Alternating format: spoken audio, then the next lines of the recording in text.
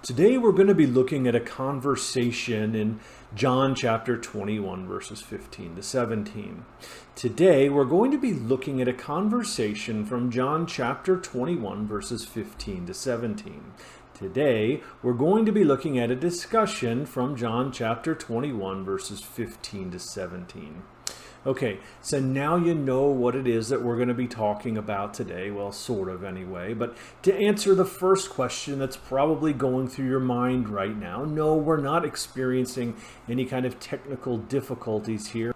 I actually intended to say that same sentence 3 times, and it did get your attention, right? Maybe it was a little bit frustrating, but I did this to make a point, and this very thing actually happens in the conversation that we're going to be looking at, and today's topic is all about why. So by way of some background here, this is an exchange between Jesus and Simon Peter after Jesus is resurrected. Jesus appeared to his disciples by the Sea of Galilee. He helped them do some fishing, and then he made them breakfast. And after they finished eating, then this conversation takes place. And it was a little unusual. Jesus asked Simon if he loved him, and Simon answered, "Yes, Lord." And then Jesus asks him the question again, and Simon answers it again. And then Jesus asks him the same question again for a third time. And it's an unusual kind of back and forth between the two of them. Why is it that Jesus keeps asking the same question, especially when he keeps getting the same answer? Is it that he doesn't believe the answer that Simon Peter is telling him? Or is Jesus trying to make some other larger point here? Well, we know that anytime the Bible uses repetition, that should grab our attention. We need to take notice of that. And when we read this account, we're going to see this is one of those times. So let me go ahead and read this passage to you. John chapter 21, verses 15 to 17. When they had finished eating, Jesus said to Simon Peter, "Simon, son of John, do you love me more than these?" "Yes, Lord," he said, "you know that I love you." Jesus said, "Feed my sheep." Again, Jesus said, "Simon, son of John, do you love me?" He answered, "Yes, Lord, you know that I love you." Jesus said, "Take care of my sheep." The third time he said to him, "Simon, son of John, do you love me?" Peter was hurt because Jesus asked him the third time, "Do you love me?" He said, "Lord, you know all things. You know that I love you." Jesus said, "Feed my sheep." All right, so that's the interaction here. So what exactly is going on? Why does Jesus ask Simon Peter the same question 3 times? Well, clearly Jesus is trying to make some point here. First of all, he's God. He already knows the answer. And there's nothing indicating that he's having difficulty hearing. So he's clearly trying to make a point, and we need to figure out what exactly that point is. Well, some people think that Jesus is pointing out how Simon Peter had previously betrayed him. And if we back up a little bit in history through all of this, remember back to the time of the Last Supper. Jesus told him, "I tell you, Peter, before the rooster crows today, you will deny 3 times that you know me." And sure enough, that takes place. Simon Peter denies knowing Jesus 3 times. He hears the rooster crow, and then he remembers what Jesus told him, and then he breaks down crying. Well, many people like to connect up these 2 accounts. Peter denied Jesus 3 times. Jesus then asks Peter 3 times, "Do you actually love me?" The idea being this would kind of highlight Peter's folly, kind of like ribbing him a little bit, almost like an answer, "Are you sure you love me? What about the other day when you denied knowing me 3 times?" Well, that's an interesting theory, and there may be something to that. There's at least poetic significance there, if nothing else, but I don't think that's all that we have going on here. And I think the bigger answer really lies somewhere in the dead language known as Koine Greek, the language the New Testament was originally written in. We've been talking lately about some of the difficulties with translating the Bible into English, and this is another one of those instances where the challenge of translating the original text makes it harder to grasp what's going on in our conversation here in John chapter 21. And when we work through this, I think that it'll all be a lot more clear. Translating words between languages is not always a one-for-one type of exercise, and here we see that play out especially.